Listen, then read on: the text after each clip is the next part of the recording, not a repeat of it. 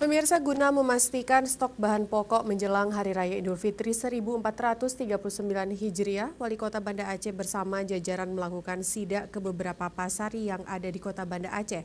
Sidak dilakukan untuk mengantisipasi ketersediaan pasokan sembako serta kenaikan harga menjelang Lebaran.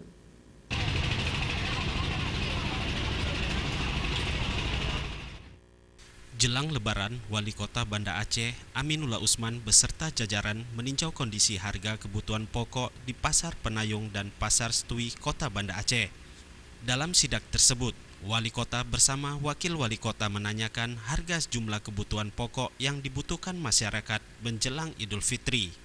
Dari pemantauan yang dilakukan, harga sembako di pusat Pasar Penayung dan Pasar Setui Banda Aceh masih stabil. Untuk daging per kilo dijual Rp150.000, sedangkan beras Rp160.000 per karung isi 15 kg, dan telur ayam dijual Rp36.000 hingga Rp38.000 per papannya. Wali Kota Banda Aceh Aminullah Usman menyatakan, sidak dilakukan untuk memantau harga kebutuhan pokok jelang Idul Fitri, serta mengantisipasi tingkat inflasi di Banda Aceh. Alhamdulillah sampai dengan saat ini para pedagang, kita beberapa orang menanyakan tadi, mereka sangat berterima kasih karena harga itu sangat stabil dan bahkan relatif murah dari tahun lalu.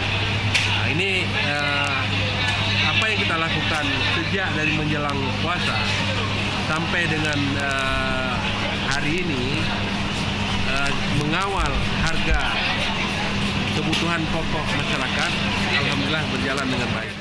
Guna menekan lonjakan harga menjelang Hari Raya Idul Fitri, pemerintah Kota Banda Aceh berkomitmen menjaga pasokan sembako dan memantau proses distribusinya. Tim Liputan Aceh TV.